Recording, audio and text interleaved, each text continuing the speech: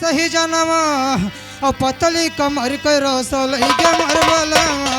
पतली कमर रसल के मरबला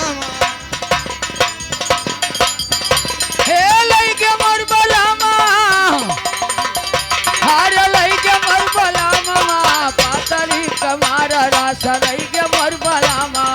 पतली कमर रसल के मरबला। देवरिया के सुरेश गुप्ता देवरिया के 21 रुपया देनी भैया भगवान उन्हें 21 लाख दें लेकिन ये का कहीं तूने सही जनवा पतरी कमर के रस लई गे बलमवा तो लड़कवा के वो का कहो है सोने के थारी में जवना परवसु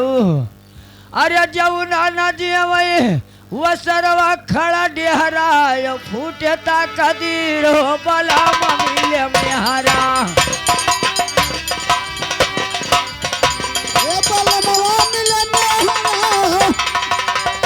ए बलमवा मिले में हरा फूटी तकदीर हो बलमा मिले में फूटी तकदीर हो बलमवा मिले में हरा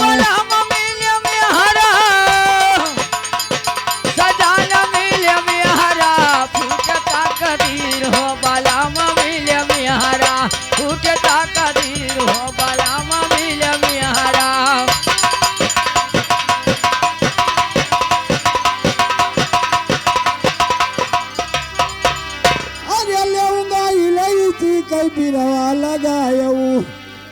अरे बिरवा ना पूछे अरे सरगमा का तलभा और कहे मजा मार बियाई मानाया लगभा कहे मजा मार बियाई मानाया लगभा बियाई मानाया लगभे काहे मजा मार बियाई मानाया लगभे काहे मजा मार बियाई मानाया लगभे काहे मजा मार बियाई मानाया लगभा काहे मजा मार बियाई मानाया लगभे।